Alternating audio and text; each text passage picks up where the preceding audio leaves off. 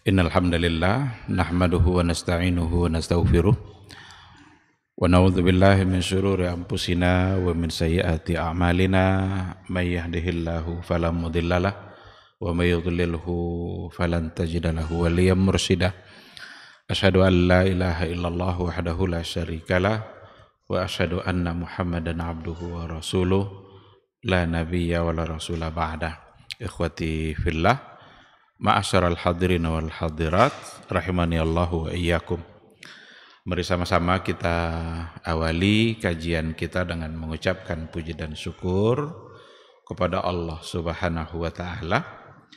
Alhamdulillah pada malam hari yang penuh berkah ini kita kembali dimudahkan oleh Allah Subhanahu wa taala untuk duduk di sebuah majelis ilmu, sebuah majelis yang dalam bahasa Rasulullah Sallallahu Alaihi Wasallam adalah taman surga. Mudah-mudahan semangat kita berada di majelis ilmu ini membuat kita semakin dekat dengan surganya Allah Subhanahu wa taala. Man salaka tariqan yaltamisu fihi ilman sahalallahu lahu bihi tariqan ilal jannah. Barang siapa yang menempuh satu jalan tujuannya adalah untuk mendapatkan ilmu, maka Allah akan mudahkan baginya jalan menuju surga. Sama-sama kita juga harus bersalawat dan salam untuk Rasulullah Sallallahu Alaihi Wasallam. Allahumma salli ala Muhammad wa ala ali Muhammad. Mudah-mudahan kita adalah orang-orang yang senantiasa berupaya untuk membuktikan cinta dan rindu kita kepada beliau dengan cara setia dan istiqamah berada di atas sunnah yang telah beliau ajarkan. Itulah bukti bahwa kita benar-benar mencintai beliau. Kita harus mencintai apa yang beliau suka dan kita harus membenci pula apa yang beliau benci. Harapan kita semua tentu saja di akhirat kelak semua kita bisa mendapatkan syafaat dan pertolongan dari Rasulullah Sallallahu Alaihi Wasallam. Amin amin ya rabbal alamin. Ikhwati fillah, ma'asyaral hadirin wal hadirat, rahimani Allahu wa iyyakum. Sebenarnya tema kita pada jadwal-jadwal yang sebelumnya untuk malam hari ini itu adalah maqasidul Quran. Saya kira sudah hampir 2 tahun kita bicara tema maqasidul Quran. Sudah banyak sub-sub bahasan yang kita bahas. Barangkali nanti kita akan pindah kepada tema baru, yaitu maqasidu as-sunnatin nabawiyah. Setelah kita paham pula dengan untuk apa Al-Quran itu diturunkan oleh Allah, sejauh mana pentingnya Al-Quran bagi kehidupan, apa tugas-tugas kita terhadap Al-Quran, itu semua sudah kita bahas. Alhamdulillah. Mudah-mudahan kita masih ingat. Kalaupun sudah lupa, barangkali bisa kembali kepada rekaman-rekaman yang tersedia. Maka kita juga harus bicara tentang maqasidus sunnatin nabawiyah. Untuk apa pula sunnah itu ada? Apa itu sunnah? Apa fungsi sunnah terhadap Al-Quran? Apa sikap kita terhadap sunnah Nabi? Bagaimana cara memahami sunnah Nabi? Adakah terjadi penyimpangan-penyimpangan dalam memahami sunnah atau tidak? Itu semua menjadi bagian dari kajian kita ke depan insyaAllah, dengan sebuah judul besarnya adalah Maqasidu As-Sunnah. Untuk malam hari ini kita belum masuk ke situ. Ini masa transisi. Saya juga usulkan tadi kepada Abu Nadin, gimana kalau kita bicara tentang fikih kurban, dan dia setuju. Tidak apa-apa Ustaz, karena ini memang mendekati kurban, saat ibadah kurban sebentar lagi insya Allah. Maka pada malam hari ini tema kita insya Allah adalah seputar fikih kurban. Sebagai sebuah ibadah tentu ada fikihnya. Sebagai sebuah ibadah kita tidak boleh berbuat semau kita, karena kurban itu bagian dari bab yang ada pada bab-bab al-ibadat. Sholat, puasa, zakat, haji, termasuk kurban. Itu bagian dari ibadah. Karena dia adalah ibadah, maka kita perlu memahami fikihnya. Kita perlu kembali kepada apa yang telah diajarkan oleh Rasulullah SAW, apa yang telah beliau bimbing umatnya dalam persoalan kurban. Nah, insya Allah ini akan kita bahas sesuai dengan waktu yang tersedia. Untuk kemudian nanti insya Allah kita akan berikan waktu untuk bertanya jawab seperti biasa pada sesi terakhir. Kurban itu adalah sebuah syiar yang sudah ada jauh sebelum Nabi Muhammad SAW itu dilahirkan. Karena peristiwa kurban itu mengingatkan kita kepada peristiwa Nabi Ibrahim dengan Nabi Ismail. Ketika Nabi Ibrahim diuji oleh Allah Subhanahu wa taala, keimanan dan ketakwaannya, siap tidak Nabi Ibrahim itu untuk melakukan perintah Allah meskipun berat tantangannya. Nabi Ibrahim kan salah satu dari ulul azmi, nabi yang memang menghadapi ujian dan cobaan yang sangat berat dalam kehidupannya. Maka diperintahkanlah dia untuk menyembelih anak, tetapi sesungguhnya yang diinginkan oleh Allah ketika itu bukanlah agar Ismail itu disembelih.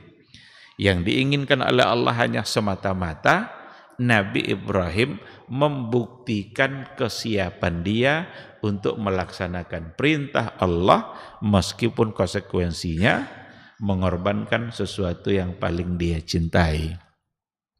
Nabi Ismail itu kan lambat didapat oleh Nabi Ibrahim. Di atas 80 tahun umurnya Nabi Ibrahim itu. Dan istrinya pun dihukumkan sebagai seorang perempuan yang mandul karena dia tidak punya anak sebelumnya.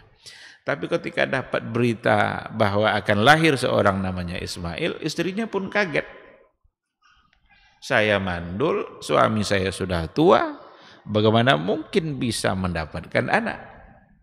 Tapi yang datang itu ternyata adalah malaikat utusan Allah. Ata'jabina min amrillah, apakah kamu akan heran dari urusan Allah? Ternyata kalau Allah yang menghendaki, tidak ada satupun yang bisa menolaknya. Maka lahirlah Nabi Ismail, dan ketika menginjak dewasa diperintahkan pula untuk disembelih. Perintah sembelih itu datang pada saat Nabi Ibrahim benar-benar membutuhkan Ismail. Ibrahim sudah semakin tua, Ismail sudah berumur pemuda. Seorang ayah kalau dia sudah tua, yang paling dia butuhkan dalam kehidupan dia untuk membantunya tentu saja adalah anaknya yang sudah mulai bisa berusaha dan menginjak waktu umur dewasa. Ketika itu pula lah perintah itu datang. Falamma balagha ma'ahu sa'i qala ya bunai inni ara fil manami anni azbahuk. Ketika Nabi Ismail sudah sampai pada umur bisa berusaha. Coba bayangkan. Jadi pada masa Nabi Ismail sudah sampai pada umur dia bisa as-sa'yu. Sa'yu itu sa'a yas'a, berusaha. Berarti dibutuhkan oleh ayahnya. Datanglah perintah itu, dan perintah melalui mimpi. Maka kalau Nabi yang bermimpi itu bisa menjadi wahyu. Itu ru'ya salihah. Kalau mimpi Nabi itu adalah ru'ya salihah, bisa menjadi bagian dari wahyu. Dan perintah tadi datang melalui mimpi. Tapi sekali lagi, yang diinginkan oleh Allah bukanlah Ismail itu benar-benar disembelih, tetapi hanya menguji keimanan Ibrahim. Maka kurban itu sesungguhnya adalah ujian bagi keimanan kita. Kita hari ini tidak diminta untuk menyumbang anak untuk disembelih. Kita tidak diminta untuk menyembelih seorang anak yang kita miliki. tapi hanya diminta untuk memberikan sedikit dari harta yang kita miliki, dan itu ternyata adalah bagian dari ujian iman, sebagaimana itu juga adalah ujian iman bagi Ibrahim. Ketika Ismail itu sudah pasrah untuk disembelih, pisau sudah ada di tangan Nabi Ibrahim, Ismail sudah terbaring, tinggal disembelih saja. Wa fadainahu bidzibhin azim. Kami gantilah Nabi Ismail itu dengan dzibhin azim, dengan domba sembelihan yang gemuk. Maka kalau kita berkorban jangan pilih yang kurus, jangan pilih yang sakit-sakitan, jangan pilih yang cacat-cacat, pilih yang gemuk berdaging, pilih yang paling banyak manfaatnya bagi masyarakat, bagi orang lain, karena itu adalah untuk membuktikan cinta kita kepada Allah Subhanahu wa taala. Inilah syiar yang dihidupkan kembali oleh dalam syariat Nabi Muhammad sallallahu alaihi wasallam yang disebut dengan ibadah kurban. Kalau dalam Al-Qur'an itu cenderung digunakan kata kurban. Tapi kalau dalam hadis Nabi tidak menggunakan kata kurban, tapi bahasa fuqaha untuk ibadah kurban lebih kepada al-udhiyah. Jadi kalau Quran menggunakan kurban, karena ada 3 kali kata kurban itu dalam Al-Quranul Karim. Salah satunya ketika bercerita tentang kisah 2 anak Nabi Adam, Habil dan Qabil. Watlu alaihim naba abnai adama bil haqqi idh qarraba qurbanan. Jadi ada 2 anak Adam yang berkorban, berarti peristiwa korban itu sendiri pun sudah ada sebelum dari Nabi Ibrahim.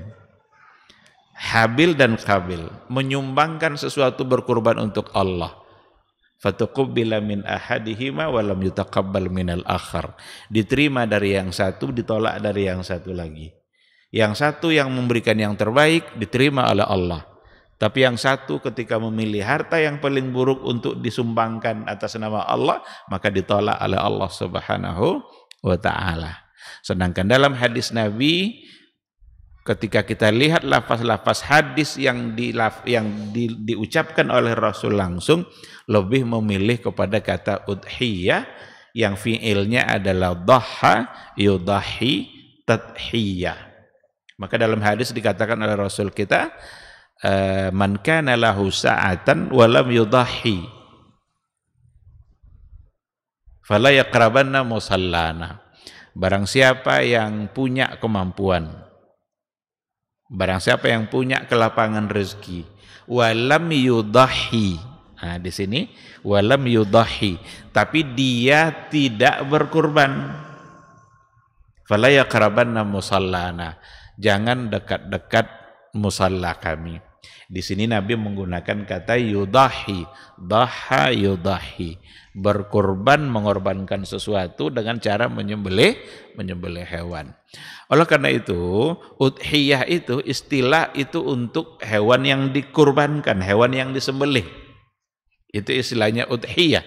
Tapi kalau kurban itu tujuan kenapa hewan itu disembelih. Jadi tidak bertentangan di 2 istilah itu. Baik udhiyah maupun kurban dalam definisinya nanti akan digabung. Karena Nabi lebih memilih untuk menggunakan kata hewan yang akan disembelih dalam bentuk kerja sembelihannya, sedangkan Al-Quran menggunakan istilah untuk tujuan kenapa hewan itu disembelih. Karena kurban itu artinya itu adalah mendekatkan diri kepada Allah. Seperti kata taqarruban ilallah. Qaruba yaqrubu itu artinya dekat. Berarti kurban bisa mendekatkan diri kepada Allah Subhanahu wa taala. Oleh karena itu, kalau seandainya kita mau ringkas secara sederhana, apa yang dimaksud dengan ibadah kurban? Sebuah ibadah dengan cara menyembelih hewan tertentu pada waktu tertentu yang tujuannya adalah untuk mendekatkan diri kepada Allah Subhanahu wa taala. Itulah ibadah kurban itu. Kenapa dikatakan hewan tertentu? Karena tidak semua hewan yang boleh dikorbankan. Kenapa dikatakan pada waktu tertentu? Karena ada waktu-waktu yang diatur. Ini kan ibadah. Kalau ibadah diatur oleh Nabi kita. Sama dengan sholat. Kapan kita waktunya sholat zuhur? Diatur oleh Nabi kita. Kapan saatnya kita sholat asar? Diatur pula waktunya oleh Nabi kita. Kapan saatnya kita menyembelih? Diatur pula waktunya oleh Rasul kita. Maka waktunya adalah setelah selesai mengerjakan sholat. Sampai pada batas berakhirnya hari tasyrik ketika tenggelam matahari pada hari yang ketiga dari hari-hari tasyrik. Itulah waktunya. Seandainya disembelih sebelum sholat, berarti dia bukan kurban. Itu adalah sadaqatun minas sadaqat. Itu adalah sedekah. Sedekah biasa. Tidak disebut sebagai kurban. Karena menyalahi waktu yang telah diatur oleh Rasulullah Sallallahu Alaihi Wasallam. Itulah yang membuktikan bahwa dia adalah sebuah ibadah yang panduannya harus kita ambil dari figur yang diutus secara resmi oleh Allah untuk menyampaikan sebuah ibadah. Kenapa tadi dikatakan hewan-hewan tertentu? Karena hanya itulah yang dibolehkan. Unta, kerbau dan yang sejenisnya, kambing dan yang sejenisnya. Selain yang tiga ini tidak ada kurban. Tidak ada kurban ayam, kurban itik, bebek, ikan lele, tidak ada kurban pakai itu. Yang ada hanya tiga saja. Unta kah, kerbau kah, atau kambing dan yang sejenisnya. Muncul pertanyaan, yang manakah yang paling afdal di antara yang tiga ini? Yang manakah yang paling afdal di antara berkorban dengan ontakah, dengan sapi atau kerbaukah, atau dengan kambing dan yang sejenisnya? Yang sejenis itu maksudnya domba, kambing, biri-biri, apa aja lah namanya itu. Pokoknya yang sejenis. Yang manakah yang afdal? Ada perbedaan pandangan di kalangan para ulama dalam persoalan ini. Ada yang mengatakan bahwa yang afdal itu adalah kambing. Kenapa? Sebagian ulama mengatakan yang afdal itu adalah kambing karena Nabi berkorban selalu pakai kambing. Tidak ada Nabi berkorban pakai sapi, pakai kerbau. Yang namanya korban Nabi selalu kambing. Nabi pernah berkorban 2 ekor kambing. Pernah berkorban menyembelih 100 ekor semuanya kambing. Dan para ulama menyimpulkan yang dilakukan oleh Nabi tentu itulah yang afdal. Yang dilakukan oleh Nabi itulah yang afdal. Tetapi jumhurul ulama, mayoritas ulama mazhab itu mengatakan bahwa yang afdal adalah yang pertama unta. Di bawahnya adalah sapi, kerbau, di bawahnya lagi adalah kambing. Apa dalilnya? Dalilnya oleh jumhur ulama adalah hadis keutamaan bersegera datang ke masjid di hari Jumat. Apa kata Rasul? Barang siapa yang pertama kali masuk ke masjid di hari Jumat, seolah-olah dia berkurban seekor unta. Yang datang pada yang kedua, seolah-olah dia berkorban seekor sapi. Yang datang yang ketiga, seolah-olah berkorban kambing. Kenapa Nabi mendahulukan unta? Kok kambing diletakkan pada poin yang ketiga? Berarti unta lebih? Berarti yang juara 1 kan unta kan? Tidak mungkin juara 1 lebih rendah pula dari juara 3. Kambing berada pada poin yang ketiga. Dan ini lebih kuat. Pendapat jumhur ulama ini lebih kuat bahwa yang afdal sesuai dengan yang ada pada hadis Nabi. Lalu apakah bertentangan? Kenapa Nabi tidak unta juga padahal itu afdal? Nah, ada satu kaidah dalam memahami persoalan ini, dalam kalau berbenturan antara perbuatan Nabi dengan perkataan Nabi, kalau sepertinya berbenturan, itu yang dipakai untuk umatnya adalah perkataan. Sedangkan perbuatan Nabi bisa saja itu adalah min khususiyatir Rasul. Itu bisa saja kekhususan Nabi sendiri. Hukum khusus untuk Nabi. Jadi kalau bertemu, perkataan Nabi begini, perbuatan Nabi begini. Perbuatan Nabi kan kambing terus. Sementara perkataan Nabi menempatkan onta pada peringkat pertama. Berarti onta yang lebih afdal. Sementara Nabi dalam perbuatannya selalu kambing. Berarti seolah-olah ada di situ kontradiktif. Tidak. Yang untuk umatnya, hukum yang berlaku untuk umatnya itu diambil dari khitab qauli. Itu dari perkataan Nabi sendiri, dari khitab yang datang dari perkataan Nabi. Sedangkan perbuatan Nabi itu bisa-bisa adalah hukum kekhususan yang ada pada Rasulullah sallallahu alaihi wasallam. Apa contoh lain? Dalam hadis Nabi itu dilarang untuk nikah lebih dari 4. Hanya 4 batasnya. Tapi Nabi sendiri dalam perbuatannya lebih dari 4. Berarti berbenturan antara perkataan dengan perbuatan. Untuk umat yang mana? Yang jadi patokan untuk umatnya. Kalau terjadi seperti itu adalah al-qaul, perkataan. Karena qaul itu khitab yang memang ditujukan untuk umatnya. Sedangkan perbuatan Nabi bisa-bisa itu hukum kekhususan yang ada untuk Rasulullah sallallahu alaihi wasallam. Nah, oleh karena itu yang lebih kuat dalam persoalan ini adalah apa yang dikatakan oleh jumhurul ulama, bahwa sesungguhnya yang afdal sesuai dengan urutan yang ada pada hadis, keutamaan datang ke masjid di hari Jumat. Karena itu dalam bentuk sunnah qauliyah yang diucapkan langsung oleh Rasul untuk umatnya. Sekarang apa hukum berkurban? Apa hukum berkurban? Di sini juga terjadi perbedaan pandangan di kalangan para ulama. Sebagian ulama mengatakan hukumnya adalah wajib.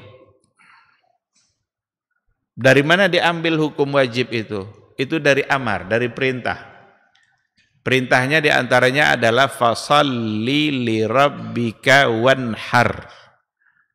Maka solatlah untuk Rabbmu, solatlah karena Rabbmu, wanhar, dan berkurbanlah. Berkurbanlah itu, menyembelihlah itu amar namanya. Dalam usul fikih ada satu kaidah, ada kaidah dalam ilmu usul fikih, al-aslu fil amri lil wujub. Hukum asalnya perintah itu menunjukkan wajib. Ini al-amrul mutlak, yaqtadil wujub. Perintah yang datang secara mutlak itu menunjukkan wajib. Itu kaidah asal. Sampai ada nanti yang memalingkannya kepada hukum selain wajib. Sehingga sebagian ulama mengambil kemutlakan amar atau perintah yang ada pada ayat tadi untuk mengatakan bahwa hukumnya adalah wajib. Alasan yang kedua, beratnya ancaman yang datang dari Nabi. Dan itu beratnya ancaman itu menunjukkan sebuah hukum. Tidak mungkin Nabi mengancam seperti itu kalau hukumnya bukan wajib. Apa ancaman yang ada pada hadis tadi? Fala yaqrabanna musallana. Jangan dekat-dekat musalla kami. Musalla di situ tempat sholat lapangan. Nabi kalau mengucapkan kata musalla itu cenderung dimaknai dengan lapangan. Karena memang dulu Nabi sholat hari rayanya adalah di lapangan. Jadi kalau ndak mau, sementara dia kaya, mampu, ndak mau, fala yaqrabanna musallana, jangan dekat-dekat musalla kami. Ini ancaman berat. Dan di situ menunjukkan sebuah hukum. Ndak mungkin kalau hukumnya biasa-biasa saja, lalu ancamannya berat. Ini yang diistimbatkan atau disimpulkan oleh sebagian ulama. Sebagian kecil memang. Tetapi jumhurul ulama, mayoritas ulama mengatakan bahwa sesungguhnya hukumnya adalah sunnah muakkadah. Sunnah muakkadah itu sunnah yang sangat ditekankan. Sunnah yang sangat dianjurkan. Ditekankan untuk dilaksanakan. Walaupun tadi ada amar, tapi ada juga karinah-karinah yang menunjukkan kepada hukum yang lain. Oleh karena itu, perintah yang ada di situ hukumnya tidaklah sama dengan perintah kewajiban dalam sholat umpamanya, yang kalau seandainya ditinggalkan dia akan bisa menjadi berdosa besar, bahkan berkali-kali meninggalkannya 3 kali berturut-turut bisa menyebabkan hukumnya menjadi kufur, keluar dari agama kalau memang dia menolak untuk mengerjakannya. Nah, sementara perintah yang ada pada kurban tidaklah sampai ke tingkat itu. Ada ancaman iya, tetapi bukan untuk menunjukkan wajib menurut mayoritas ulama. Sahabat-sahabat membuktikan bahwa berkurban memang hukumnya tidak sampai ke tingkat wajib. Maka Abu Bakar As-Siddiq dalam 1 tahun di waktu hari raya haji, dia sengaja untuk tidak berkorban untuk membuktikan bahwa korban itu jangan dipahami sampai hukum wajib yang berdosa kalau meninggalkan. Maka di tahun itu dia hanya membeli 3 kilo daging. Dibeli oleh Abu Bakar 3 kilo daging seperti yang diceritakan dalam riwayat. Dia mengatakan inilah kurban Abu Bakar di tahun ini. Dan tujuan dia adalah untuk mengatakan bahwa berkurban itu memang bukan sampai hukumnya kepada wajib, tetapi sunnah muakkadah. Dan ini juga lah yang lebih kuat dalam persoalan ini, dalam persoalan hukum kurban, di mana hukumnya adalah sunnah muakkadah. Akan tetapi kita sebagai hamba Allah yang beriman jangan mengandalkan hukum sunnah muakkadah untuk kemudian tidak berkorban. Karena salah juga cara berpikir kita. Pada saat kita mampu, diberikan kelapangan rezeki oleh Allah, lalu kita tidak mau untuk melakukannya hanya dengan alasan itu tidak wajib, itu cacat cara berpikirnya dalam persoalan ibadah. Maka sebisa mungkin kalau memang Allah berikan kelapangan, sebisa mungkin kita laksanakan dalam untuk berkurban, meskipun hukumnya tidak sampai ke tingkat wajib. Ada banyak masalah sebenarnya, karena ini adalah fikih. Karena kurban itu adalah sebagai sebuah ibadah, ada fikihnya, tentu banyak masalah. Fikih itu kan identik dengan berbagai masalah yang muncul lalu kemudian diperselisihkan oleh para ulama, atau mungkin saja terjadi hal-hal yang baru dalam persoalan ibadah kurban. Beberapa hal diantaranya adalah boleh ndak uangnya saja yang dibagikan, bukan daging. Jadi dia ndak berkorban, saya ndak berkorban lah Ustaz, ngapa gitu? Saya mau kambing korban saya, cuma di kampung itu ndak ada orang yang suka kambing. Sekarang duit itu aja saya bagi-bagikan, bisa ndak disebut sebagai kurban? Ini dalam kajian Maqasid Asy-Syariah nyambung pembahasan seperti ini.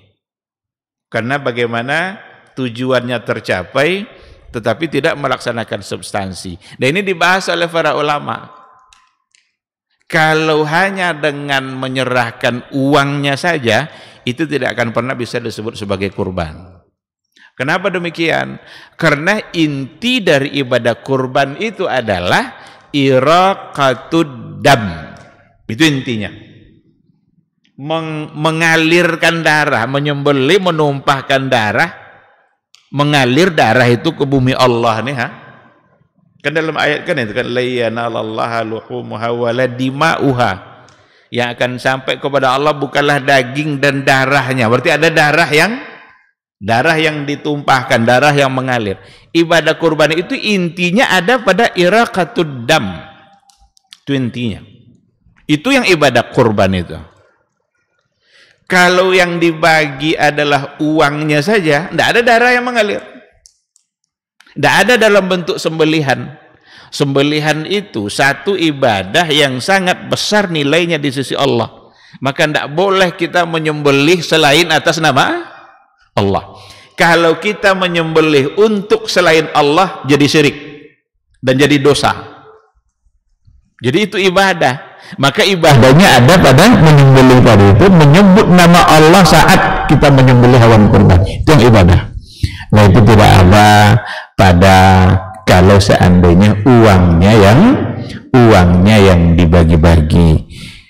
Tapi apakah itu perbuatan baik? Baik, karena dia membagi-bagikan uangnya untuk dimanfaatkan oleh orang lain. Maka namanya sedekah. Silakan saja kalau mau berikan uangnya, tapi tidak akan pernah bisa disebut sebagai korban. Jangankan dalam bentuk uang, salah waktu sembelih saja, kan seharusnya disembelih setelah sholat. Sekarang disembelih sebelum sholat, masih tetap disembelih, tapi salah waktunya, itu saja tidak disebut sebagai kurban. Itu adalah sadaqatun minas sadaqat. Nah, oleh karena itu tidak mesti kita mengandalkan nalar-nalar untuk memahami maqasid dari ibadah sehingga tidak perlu lagi disembelih. Yang penting dibagi manfaatnya, meskipun dalam bentuk uang, itu tidak dapat dipertanggungjawabkan karena memang tidak akan pernah bisa itu disebut sebagai korban. Itu di antara masalah. Yang kedua, boleh tidak patungan berkorban. 10 orang patungan kumpul duit, atau 20 orang kumpulin duit, beli 1 ekor, lalu disumbangkan atas nama korban. Kalau kita rujuk hadis Rasulullah SAW, itu tidak bisa, karena 1 ekor kambing itu cukup untuk 1 orang. 1 orang yang dimaksud adalah 1 orang yang mukallaf soal pembiayaan.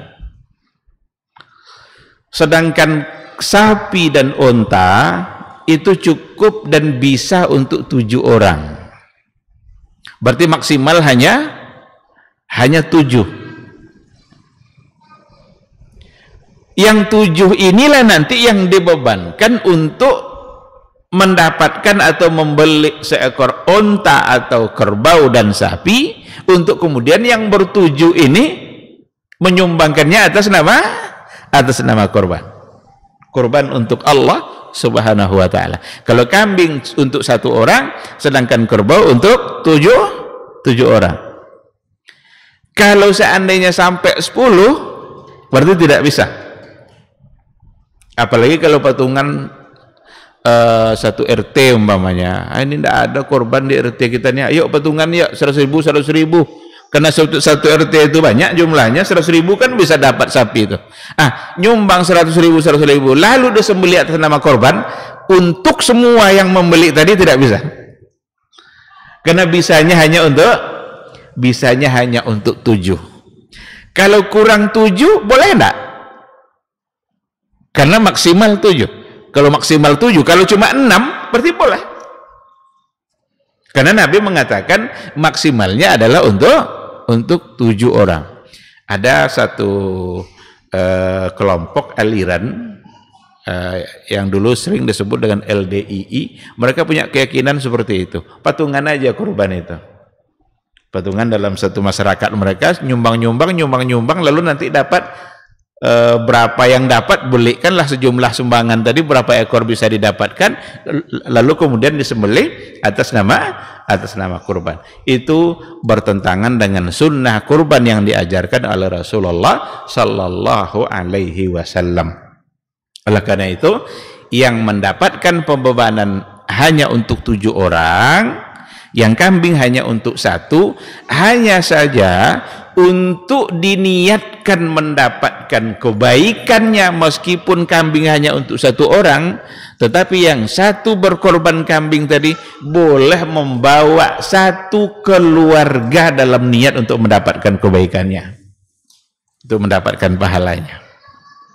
Jadi seorang kepala keluarga berkorban, dia yang berkorban karena dia yang mampu, tapi dalam niat sembelihannya ini adalah untuk saya dan seluruh keluarga saya, itu bisa, boleh. Tapi yang mukallaf untuk pembiayaan hanya 1 orang. Membawa orang lain dalam pahalanya itu dibolehkan. Dan itu dibuktikan dengan apa yang dilakukan juga oleh Rasulullah Sallallahu Alaihi Wasallam dalam persoalan kurban ini. Ketika Nabi berkurban dengan 2 ekor kambing, yang pertama Nabi mengatakan, hadza li wa li ahli, Ini adalah untuk saya dan untuk keluarga saya. Disinilah diistimbatkan hukum itu oleh para ulama, boleh membawa orang lain dalam niat kurbannya untuk mendapatkan pahala bersamaan dengan orang lain. Karena Nabi sendiri dalam satu ketika berkorbannya mengatakan, hadzali wali ahli, ini untuk saya dan untuk umatku, untuk keluargaku. Sedangkan kambing yang kedua yang disembelih oleh Nabi, malah Nabi mengatakan, ini adalah untuk umatku yang tidak mampu untuk berkorban. Walaupun Nabi yang berkorban, Nabi yang menyembelihnya secara langsung, tetapi Nabi mengikutkan untuk mendapatkan pahalanya umatnya yang tidak mampu untuk berkorban. Nah, ini di antara masalah juga. Dari hadis tadi itu juga muncul, apakah dibolehkan berkurban untuk yang sudah meninggal? Karena Nabi tadi mengatakan, ini untuk umatku yang tidak mampu berkurban. Umat Nabi itu bisa yang masih hidup, bisa yang sudah meninggal. Keumuman hadis ini diambil hukum oleh para ulama. Ditambah dengan kurban itu adalah semacam bersedekah, dan ada hadis yang memang untuk bersedekah Nabi membolehkan bersedekah untuk atas nama seperti orang tua yang sudah meninggal. Tapi ada mengatakan yang lebih baik adalah dikarenakan oleh berkurban itu adalah bagi yang mampu itu yang hidup atau yang mati? Tentu yang hidup. Maka yang lebih baik itu ada yang mengatakan seperti itu, dia sebenarnya yang berkorban, tetapi dia membawa orang tuanya dalam niat korbannya, meskipun orang tuanya sudah meninggal. Tetapi sebagian tetap mengatakan boleh mengambil keumuman yang tadi itu. Masalah yang berikutnya juga adalah perihal bagaimana kalau seandainya ditemukan ada anak di dalam rahim hewan kurban yang disembelih. Pas disembelih kambing tadi dapat anaknya, anaknya udah mati pula. Apa hukum anak atau janin yang berada dalam rahim hewan yang dikorbankan tadi? Apakah boleh dimakan ataukah tidak? Berdasarkan kepada sebuah hadis yang datang dari Rasulullah SAW, Nabi mengatakan, zakatul janin zakatu ummi. Zakatul janin, sembelihan janin itu terwakili oleh sembelihan ibunya, induknya. Oleh karena itu, seandainya hewan kurban sudah disembelih, dibelah perutnya, ditemukan ada anak di dalam perutnya, dan anak itu mati seiring dengan mati induknya ketika disembelih, maka berarti anak ini halal untuk dimakan, boleh dicincang-cincang juga kalau mau, karena matinya terwakili oleh sembelihan induk. Itu diambil dari hadis yang tadi. Tapi para ulama memberikan penjabaran dalam persoalan ini. Seandainya anak itu ditemukan masih bergerak, induknya sudah mati, dibelah perutnya, anaknya masih bergerak-gerak, lalu mati, berarti itu adalah bangkai, nggak halal, karena dia tidak mati bersamaan dengan induknya. Kalau mau juga sembelih pada saat nampak dia masih hidup. Kalau disembelih berarti bisa menjadi halal.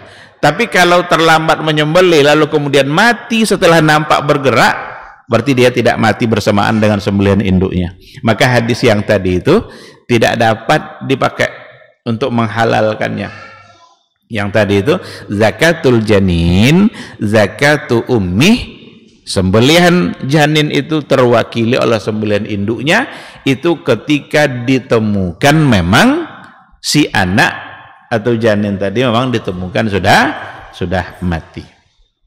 Nah, cuma kita kan kalau menemukan itu kadang kan tidak pula kita mau memakannya kan, agak lain pula rasanya memakan anak kambing yang masih kecil-kecil itu kan. Tapi secara hukum kita perlu tahu hukumnya. Secara hukum seandainya mau dicincang-cincang lalu dibagi-bagikan, maka ia menjadi halal. Dan pantas mau untuk ditanyakan, ini kan satu hewan, ini hewan yang berbeda gitu kan. Sementara ini disembelih, ini mati, maka wajar untuk dipertanyakan hal yang seperti itu. Tetapi sudah ada jawabannya langsung dari hadis Rasulullah sallallahu alaihi wasallam. Kemudian seputar menjual bagian dari hewan kurban, menjual kulitnya, menjual tanduknya, menjual pokoknya dijual. Dalam hadis Nabi dikatakan, man ba'a udhiyatahu fala udhiyatalah. Barang siapa yang menjual hewan kurbannya itu sama dan dia tidak berkurban. Kenapa demikian? Berkurban itu kan menyembelih sesuatu atas nama Allah. Jadi kita sudah ikhlaskan itu untuk Allah Subhanahu wa taala dan untuk mendapatkan pahala. Jadi jangan diambil lagi keuntungan dunia kita dari sesuatu yang sudah disembelih atas nama Allah. Kita sudah sembelih nih atas nama Allah. Bukan untuk kepentingan dunia. Tiba-tiba dijual lagi. Jual beli itu kan keuntungan dunia kita. Maka kulitnya, tanduknya tidak boleh dijual. Oh, banyak orang tidak mau Pak Ustadz. Ada orang bilang seperti itu. Daripada mubazir. Coba buktikan nanti. Tidak akan mubazir tuh. Potong aja kecil-kecil kulit sapi, kulit kerbau itu. Lalu letakkan di ember tuh. Yang ambil, yang mau silakan ambil. Daging belum dibagi, kulit sudah selesai diambil. Berarti sebanyak itu yang tidak mau, sebanyak itu pula orang yang mau. Jadi alasan mubazir banyak yang tidak mau, memang nampaknya tidak bisa dipertahankan. Ditambah dengan ada hadis-hadis yang memang melarang untuk melakukan itu. Kalau sudah ada hadisnya ya kita harus tunduk kepada apa yang diatur oleh Rasulullah Shallallahu Alaihi Wasallam. Oleh karena itu nggak boleh menjual apapun dari hewan kurban itu karena dia sudah disembelih atas nama Allah Subhanahu Wa Taala untuk mendapatkan pahala akhirat, bukan untuk keuntungan dunia. Baik, karena waktu Isya sudah masuk, mungkin kita jawab dulu suara azan. Dan insya Allah nanti setelah azan kita akan sambung, dan kalau ada tanya jawabnya nanti kita akan berdiskusi insya Allah. Wala ikhwati fillah, ma'asyiral hadirin wal hadirat rahimani Allahu wa iyyakum. Sedikit kita lanjutkan materi kita sebelum bertanya jawab. Ada banyak masalah fikih yang berkaitan dengan persoalan kurban sebenarnya, yang tentu saja tidak semuanya akan bisa kita bahas pada malam hari ini. Ada juga diantaranya adalah memberikan upah untuk tukang jagalnya. Memberikan upah yang upahnya itu dari hewan kurban itu sendiri, itu tidak boleh. Umpamanya untuk yang menyembelih upahnya adalah kepala. Nah, kepala dibawalah nanti sama tukang menyembelih, atau satu pahanya, satu kakinya atas nama upah, tidak boleh. Dan itu ada hadisnya, seperti yang dikatakan oleh Ali bin Abi Thalib, Nabi melarang untuk memberikan upah seperti itu. Tetapi Ali mengatakan, wa nahnu nu'tihi min indina, wa nahnu nu'tihi min indina, kami memberinya dari kami sendiri. Berarti bukan dari hewan kurban. Umpamanya kulitnya ini khusus untuk yang menyembelih, tentu sebagai upah jadinya itu. Kalau itu dikatakan seperti itu, maka tidak boleh. Tapi bukan tidak boleh dikasih upah, boleh dikasih upah berdasarkan hadis Ali bin Abi Thalib tadi, wa nahnu nu'tihi min indina, kami mengambilnya dari sisi kami sendiri. Maka seandainya tidak ada orang yang bisa menyembelih, lalu didatangkanlah orang untuk menyembelihnya, kan tidak mungkin juga rasanya kalau tidak dikasih apa-apa.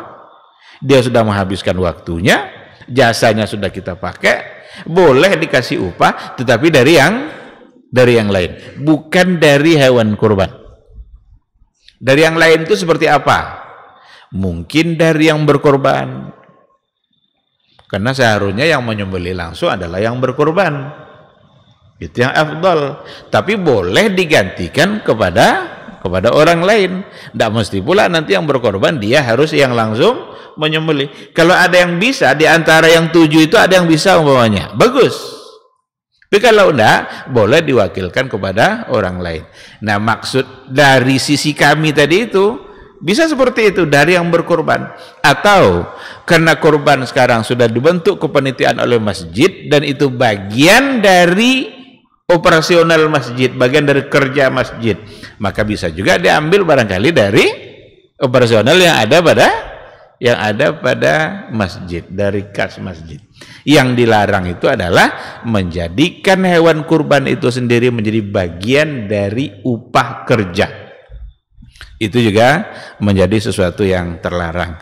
Tentu saja kita maksimal dalam mengerjakan sebisa mungkin apa yang telah diatur oleh Allah dan oleh Rasulullah SAW.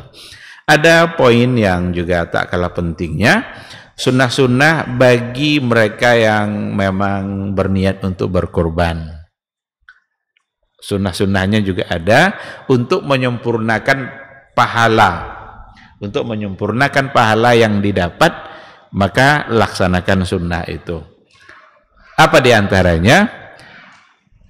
Idza halla hilala dzilhijjah wa arada ahadukum ayyudahhi fala ya'khudh syai'an min sya'rihi wa adhafirih. Apabila sudah masuk Zulhijjah, halla hilala Zulhijjah, sudah muncul hilal Zulhijjah itu, dan seseorang di antara kalian berniat untuk berkorban, maka hendaklah dia tidak mengambil sedikit pun dari kukunya dan rambutnya. Berarti tidak memotong kuku dan tidak memotong rambutnya. Ini berdasarkan kepada hadis yang diriwayatkan oleh Imam Muslim, dan hadisnya adalah hadis yang sahih. Maka salah satu sunnahnya adalah bagi mereka-mereka yang berniat berkorban, kalau sudah masuk Zulhijjah, dia disunahkan untuk tidak memotong kukunya dan tidak memotong rambutnya. Ada yang mempertanyakan, ini rambut dia atau rambut hewan itu yang jangan dipotong tadi itu? Kan kalau berniat berkorban udah ada korbannya, jangan ambil. Karena domba itu bulu domba itu, kalau di Arab kan ada yang bulu apa itu luar biasa manfaatnya itu. Bisa untuk sejadah, bisa untuk apa. Kadang itu diambil, itu ada panen bulu domba pula di kayak di Maroko itu. Apa itu maksudnya? Kalau kita tengok penjabarannya bukan itu, tapi adalah kuku dan rambut orang yang akan berkorban. Karena yang mukallaf itu manusia, hukum itu dibebankan kepada manusia. Dan kalau ditengok dhamir yang ada pada hadis itu, jangan ambil rambutnya, di situ kan dhamir tuh, syai'an min sya'rihi, tentu maksudnya orangnya, muslimnya. Kalau seandainya maksudnya adalah hewan kurbannya, tentu Nabi akan bilang fala ya'khudh syai'an min sya'riha wa adhafiriha. Dari segi tata bahasa seperti itu dipahami. Oleh karena itu yang benar adalah memang yang dimaksud itu kuku dan rambut, bulu-bulu yang ada pada orang yang akan melaksanakan ibadah kurban. Apa hikmahnya? Diberikan suasana seperti dia akan melaksanakan ibadah haji. Karena orang-orang yang akan melaksanakan ibadah haji kalau sudah berihram, maka dia tidak boleh untuk potong kuku dan tidak boleh untuk potong rambut. Maka sebahagian dari hukum yang diberikan kepada orang-orang yang sedang berhaji dan berihram itu diberikan pula kepada orang yang berkorban untuk membawa suasana dan mencukupkan, melengkapkan pahala bagi orang-orang yang ingin berkorban. Begitu dikatakan oleh para ulama. Baik ikhwati fillah, ini mungkin sekilas tentang fikih kurban. Tentu saja ada banyak hukum yang tidak tersampaikan, dan mudah-mudahan hukum-hukum yang tidak tersampaikan kita juga sudah bisa memahaminya, tapi kalau tidak kita bisa insya Allah berdiskusi. Di sini ada satu pertanyaan yang tertulis. Assalamualaikum Ustaz. Waalaikumsalam. Mohon penjelasan batas maksimal waktu berkurban. Sampai kapan, kemudian apakah boleh menyembelih sendiri setelah hari raya Idul Adha, contoh di hari kedua atau ketiga? Kemudian teknis pembagian, bagaimana Ustaz, apakah benar boleh sepertiga buat yang kurban, sepertiga buat hadiah ke teman atau saudara-saudara, sepertiga lagi buat sedekah? Jazakallah khair. Baik, sebagian tadi sudah kita sampaikan. Batas maksimal untuk waktu berkorban itu adalah hari tasyrik yang ketiga, menjelang terbenam matahari. Sama batasnya dengan sunnah untuk mengumandangkan takbir. Kan takbir yang dikumandangkan ada yang mengatakan bisa sampai sekian hari kan, berbeda dengan Idul Fitri. Jadi mulai dari setelah sholat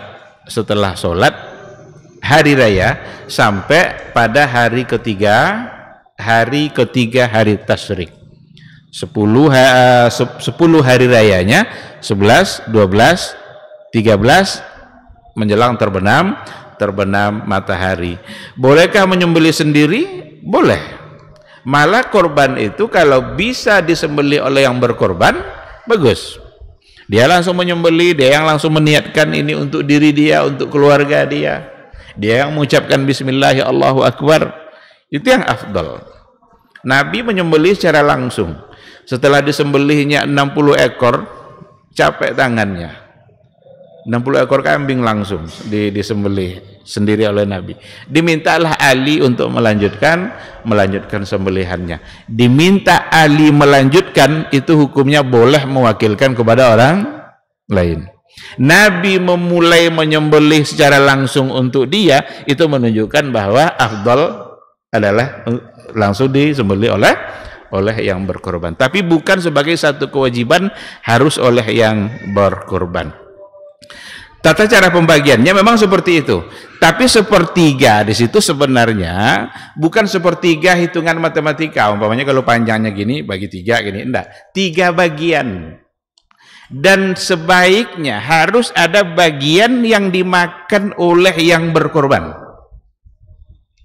Harus ada bagian yang dimakan oleh yang berkorban. Ada memang masalah, wallahu alam seperti apa kedudukannya. Bagaimana kalau kurbannya itu kurban hewan nazar umpamanya. Ada yang mengatakan kalau untuk nazar jangan dimakan. Tapi kalau kurban itu kan satu bentuk ibadah yang memang dia niatkan berkurban untuk Allah Subhanahu wa taala. Maka sebaiknya dia mesti mengambil bagian dari hewan kurbannya itu sendiri. Setelah itu barulah kemudian dia mungkin mau menghadiahkan untuk saudara-saudaranya atau untuk mensedekahkan bagi fakir miskin. Jadilah 3 bagian. Jadi bukan sepertiga dalam timbangan. Itu makanya kalau 90 kilo umpamanya mesti 30 30 30. Bukan sepertiga seperti itu, tapi 3 bagiannya iya. Seandainya ada orang yang berkorban, udahlah untuk saya sedikit saja, asal saya mendapatkan pahala sunnah mengambil korban itu saja. Lalu semua mau untuk orang lain, boleh enggak? Boleh. Berarti kan bukan 30 kilo diambilnya kan? Hanya sedikit saja untuk mendapatkan pahala, karena sunnahnya memang yang berkorban memakan apa yang dia korbankan itu. Nah, jadi betul itu, tapi bukan, sekali lagi bukan sepertiga dalam hitungan pembagian matematika yang dibagi 3 itu. 3 bagian iya. Sebahagiannya lagi untuk dihadiahkannya dan sebagian lagi untuk disedekahkan kepada orang-orang yang memang fakir miskin atau orang-orang yang membutuhkan. Dan itu menunjukkan nilai sosial yang ada dalam agama Islam kita, dalam agama kita, betapa agama kita adalah agama yang sangat menganjurkan untuk saling berbagi. Ada kadang di antara orang yang jarang makan daging. Daging kurban itulah yang ditunggu-tunggunya. Sehingga pada hari raya kurban benar-benar ikut merasakan bergembira. Ada pula di antara orang yang setiap hari dia bisa mau makan daging apa aja. Begitulah gambaran dari kehidupan dan yang sudah diatur oleh Allah Subhanahu wa taala. Maka disuruh untuk saling berbagi supaya semua bisa menikmati sehingga hari raya benar-benar menjadi hari yang membuat semua orang bergembira. Saya kira seperti itu. Wallahu Subhanahu wa taala a'lam. Nah,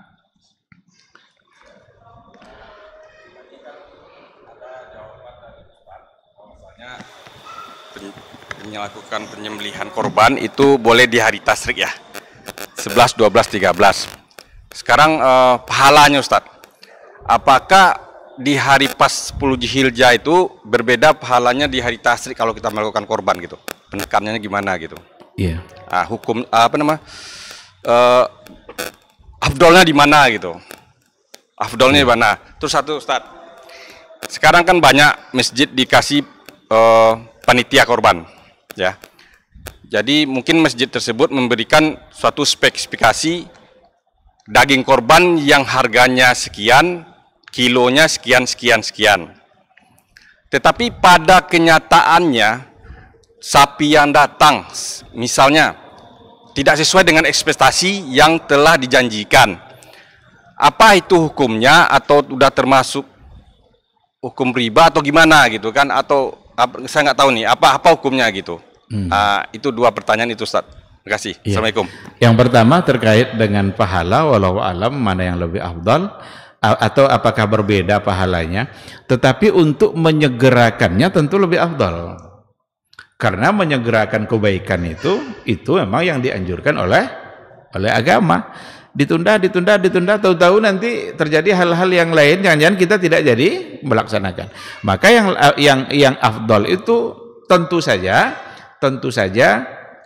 menyegerakan untuk melaksanakannya.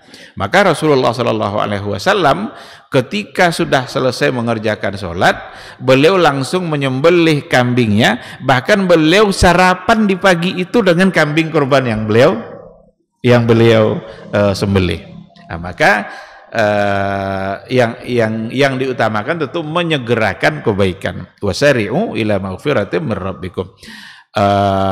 Tetapi seandainya barangkali ada kendala-kendala, ada halangan-halangan yang tidak memungkinkan dia untuk langsung menyegerakan, maka diberi kelapangan waktu sehingga dia punya kesempatan di waktu lain untuk menyembelih.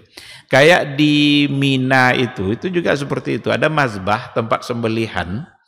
Itu ada yang langsung di hari itu mereka datang untuk menyembelih. Ada yang hari kedua, ada yang hari ketiga. Seandainya memang hari pertama semua minta disembelihkan, mungkin tidak akan terlaksana. Untunglah agama sudah mengatur. Tentu saja Allah Rabb kita sangat hakim, Rasul kita begitu bijaksana dalam menyampaikan hukum-hukumnya.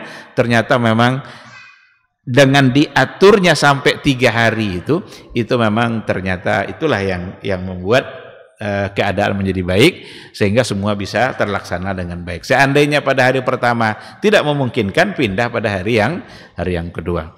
Tetapi kalau bisa langsung tentu itu yang akan lebih baik. Yang kedua terkait dengan pembelian hewan kurban itu sendiri, kita sudah bilang ini saya mau beli yang harga yang berat daging kira-kira segini, tahu-tahu yang datang adalah yang sedikit. Upayakan pada saat kita membeli hewan korban itu kita tandai. Umpamanya yang kita beli, yang kita tengok ini, tanya ini harga berapa kira-kira, dagingnya diperkirakan berapa. Oh ini diperkirakan dagingnya kira-kira bersihnya 100 kilo. Saya mau beli yang ini. Si penjual mesti dalam akadnya itu juga harus ada kejelasan. Jangan dalam akadnya ini yang kita beli, tiba-tiba yang datang Yang datang yang lain, yang mungkin hanya dagingnya 80 atau 90, tentu kita dirugikan. Sementara yang kita beli adalah seharga untuk 100 kilo. Oleh karena itu perlu dikasih tanda, ini untuk saya dan ini yang kami beli. Jadi bukan pokoknya saya mau satu, nanti antar aja lah yang mana. Itu nanti bisa-bisa mungkin kita yang rugi atau dia yang dirugikan. Jadi sebisa mungkin agar tidak bermasalah kita dalam akadnya, langsung kita coba tandain. Ah, ini nih, saya mau yang ini. Ini untuk masjid kami, tadi kasih tanda apa gitu nanti, dan mohon nanti ini yang diantar untuk kami. Karena memang banyak terjadi. Yang dibeli jantan, yang datang betina. Walaupun soal jantan betina perlu untuk diluruskan, karena tidak ada larangan untuk berkorban dengan yang betina. Cuma di kita kan macam-macam kadang keyakinan itu kan, seolah-olah tidak boleh untuk berkorban dengan hewan yang betina. Kalau secara hukum boleh. Apa bukti bolehnya? Maka dibahas oleh para ulama tadi, janin yang ketemu dalam rahim apa hukumnya? Berarti betina kan? Kalau sudah bicara rahim kan pasti betina itu. Maka cara hukum itu boleh. Nah, tetapi sebagai penjual jangan asal. Kalau memang ini yang sudah diambil oleh orang lain, jangan nanti datang pembeli kedua, ini juga yang ditawarkan dengan harga yang sama, sementara sudah diperuntukkan dia bukan yang itu, diberikan yang lain. Nah, maka sebagai akad jual beli tentu harus ada kejelasan, harus jelas. Karena syarat dari akad jual beli itu memang adalah jelas, tidak boleh ada yang gharar atau ada ketidakjelasan di situ. Wallahu subhanahu wa ta'ala alam. Kalau seandainya ada kasus yang tadi kan 14, memang semaksimal mungkin kita dalam satu akad jual beli 14, tapi dalam pelaksanaannya terjadi satu kasus yang kayak kita beli 100 kilo, dampaknya cuma 70 kilo. Itu gimana solusinya? Iya. Kan nggak cocok dengan, Bisa dihubungi nanti yang penjual itu. Ini tidak sesuai dengan sepakat kita. Kenapa yang datang kecil sementara yang kami beli adalah besar? Oh, kalau gini saya tidak mau harga segini, turunkan harganya. Tapi kalau sudah dihubungi lalu kemudian dia minta maaf dan tersalah, lalu kemudian kita sudah cocok dengan udahlah, karena waktu korban juga semakin dekat, tidak mungkin lagi untuk untuk mencari yang lain. Nah, berarti mudah-mudahan kerelaan kita itu membuat dia bisa menjadi halal. Tapi dia tidak pantas untuk melakukan seperti itu. Kenapa yang datang seberat 70 sementara yang dibeli adalah yang seberat 100? Tentu tidak sesuai. Itu bagian dari gharar. Kalau gharar tentu ada kesalahan di situ. Seandainya si penjual sengaja melakukan, dia berdosa. Kita sebagai pembeli ya dirugikan, jelas kan, karena tidak sesuai. Tapi yang menanggung dosanya tentu adalah dia, kalau memang ada unsur kesengajaan dia melakukan ketidakjelasan yang tadi itu. Allahu a'lam.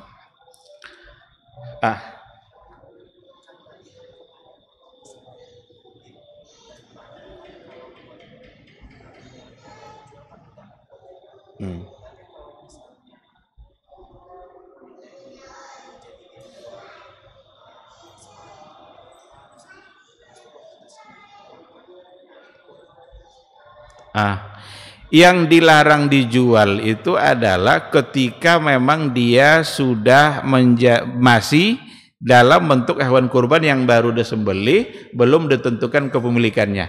Kalau sudah diberikan kepada orang lain, itu sudah menjadi hak dia. Dia mau ngapain silahkan. Ya kan? Umpamanya kita serahkan ambil kulit, dipotong-potong, ada orang ngambil, ada sisanya, ada yang tidak mau, diambil juga lagi. Ini untuk saya aja lah kalau tidak mau. Sekarang kan sudah jadi milik dia. Yang sudah jadi milik dia ini, itu dia mau apakan itu urusan dia. Tidak lagi masuk dalam kategori larangan yang tadi itu. Sekarang mau dibuatnya sepatu, dia ahli dalam buat sepatu, atau dibuat ikat pinggang umpamanya, udah dipakai ikat pinggang, itu urusan dia. Tapi kalau selesai disembeli, diambil kulitnya, dijual ke tukang buat sepatu, ada tidak bisa. Karena ini milik Allah Subhanahu wa taala yang baru saja selesai disembeli atas nama Allah. Diberikan, kenapa untuk dibagi kan? Kan ada orang bilang kan seperti alasan kan sering mubazir kan. Banyak orang tidak mau katanya. Banyak orang tidak mau, itulah yang tidak bisa diterima alasan. Sedangkan beli aja orang mau kan? Apalagi dikasih. Dikasih tentu lebih mau lagi. Nah, jadi dapat pahala, tidak mendapat keuntungan dunia. Kurban kan untuk mengejar pahala dari Allah. Yang akan sampai bukan darah, bukan dagingnya, tapi pahalanya. Bagaimana keikhlasan dia memberi. Jadi jangan campuri lagi keikhlasan itu dengan keuntungan-keuntungan duniawi. Maka mau dijadikan apa setelah itu menjadi bagian dia, itu insya Allah dibolehkan. Wallahu a'lam. Ya. Terakhir Bang. Kurban, terus salah seorang pesertanya memberikan secari kain lah warna putih supaya diletakkan di lehernya gitu. Jadi sehingga darahnya bisa lengket ke kain itu, Ustaz. Itu gimana tuh, Ustaz? Untuk apa darah itu? Memang tidak ada dibilangnya. Nanti dia minta lagi darah itu dia. Nanti kainnya itu dibawa dia gitu. Jangan-jangan jadi jimat. Nah, itu enggak tahu. Itu gimana, Ustaz? Jangan-jangan sebelum motong kain putih tadi baca pula Al-Fatihah. Macam-macam perilaku manusia hari ini nih. Kalau akan dikeragui tujuannya, jangan ambil. Jangan terima. Karena khawatir kita nanti kain putih itu diambil lagi, lalu kemudian entah dijadikan untuk jimat-jimat apa, kita sudah punya andil menggiring dia kepada dosa. Jangan terima. Kalau akan dicurigai, lagian untuk apa? Tidak ada orang minta-minta seperti itu selama ini kan. Tolong nanti kain putih ini dililitkan ke lehernya pas mau menyembelih, nanti kena darahnya, berarti nanti dia ambil lagi kain putih itu kan. Tidak mungkin tidak ada tujuan. Ada kira-kira orang nyuruh itu lalu tidak ada tujuan untuk apa-apa? Nanti kain itu dibuang, kan tidak mungkin kan? Pasti ada tujuan. Kita khawatir tujuannya ternyata untuk hal-hal yang menyimpang. Atau tanya dia, untuk apa? Coba tanya. Kalau enggak, ini rahasia katanya, enggak ada rahasia di sini. Dalam agama enggak boleh berrahasia-rahasia. Agama semuanya harus jelas, mana halal, mana haram, mana mubah, semuanya jelas, enggak boleh dirahasia-rahasiakan. Kalau sudah tujuan yang lain, tentu kita perlu antisipasi. Itu kalau dibawa kepada kajian usul fikih itu namanya saddu dzari'ah. Saddu dzari'ah itu menutup jalan, jangan kasih celah untuk menuju kesalahan. Wallahu a'lam. Terakhir sekali. Tadi terakhir pertama, ini terakhir kedua.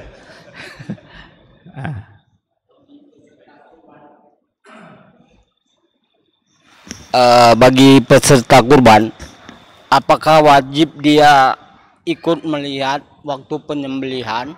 Itu yang pertama. Yang kedua tadi, kita dalam satu keluarga kurban, orang tua nggak mampu ataupun istri nggak mampu, yang mampu anak tadi, ataukah itu tetap nama anak atau orang tua tadi? Iya. Apakah peserta kurban wajib melihat hewan kurban disembelih? Kalau dikatakan wajib tentu enggak. Itu orang-orang kaya Saudi itu hampir setiap tahun dulu memberikan hewan kurbannya ke Indonesia. Gimana dia mau lihat hewan kurbannya disembelih? Enggak pula di satu masjid.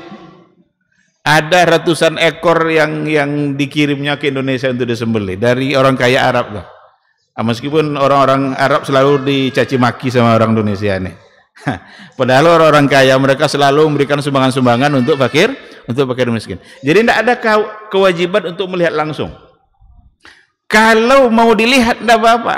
Maka ada satu riwayat tapi diperselisihkan apakah sahih atau tidak, ketika hewannya Fatimah Ummul Mukminin, anaknya Rasulullah SAW ingin disembelih, Nabi mengatakan berdiri wahai Aisyah, tengok hewan sembelihan kamu. Ada yang mengatakan riwayat seperti itu, tapi apakah riwayatnya saya atau tidak, wallahu a'lam. Maka kalau mau dilihat silakan. Tapi kalau seandainya kita tidak berada pada tempat itu, ya tidak ada kewajiban untuk melihat. Asal kita serahkan saja kepada orang yang amanah. Serahkan untuk dilaksanakan kepada orang yang amanah. Karena kalau tidak diserahkan kepada orang amanah, jangan-jangan tidak disembelihnya hewan korban itu. Serahkan 5 umpamanya, disembelihnya 1, 4 enggak. Kalau dia tidak amanah. Nah, maka kalau sudah diserahkan kepada orang yang jujur dan amanah, insya Allah akan terlaksana sesuai dengan sunnah Rasulullah SAW. Yang kedua, seandainya memang ada orang tua yang mungkin dia tidak berpunya, tapi anaknya kaya. Anaknya ini bisa dia memberikan uang itu untuk orang tuanya, lalu kemudian orang tuanya berkorban. Itu bagian dari birrul walidain. Bagian dari seorang anak yang berbakti, berbuat baik kepada orang tua. Tapi kalau umpamanya anak itu yang berkorban, lalu dia ikutkan orang tuanya untuk mendapatkan pahalanya, itu juga boleh. Sebagaimana yang dilakukan oleh Rasulullah SAW, ini untuk saya dan keluarga saya. Jadi bisa juga anak tadi, ini untuk saya dan orang tua saya dalam pahala kurbannya. Jadi dua-duanya adalah sesuatu yang dapat dibenarkan dalam beragama. Ikhwati fillah, ma'asyiral hadirin wal hadirat, memang akan banyak masalah yang muncul dalam persoalan ibadah kurban, dan kita memang harus membatasi waktu, harus kita akhiri. Mudah-mudahan kita bisa mendapatkan penjelasan hukum-hukum itu di waktu yang akan datang. Terima kasih dan mohon maaf. Semoga majelis ini menjadi ibadah bagi kita insyaallah. Majelis yang bisa mendatangkan ketenangan jiwa, ketenangan hati, mendapatkan doa-doa baik dari malaikat-malaikat Allah Subhanahu wa taala. Subhanakallahumma wa bihamdika asyhadu an la ilaha illa anta astaghfiruka wa atubu ilaik. Wassalamualaikum warahmatullahi wabarakatuh.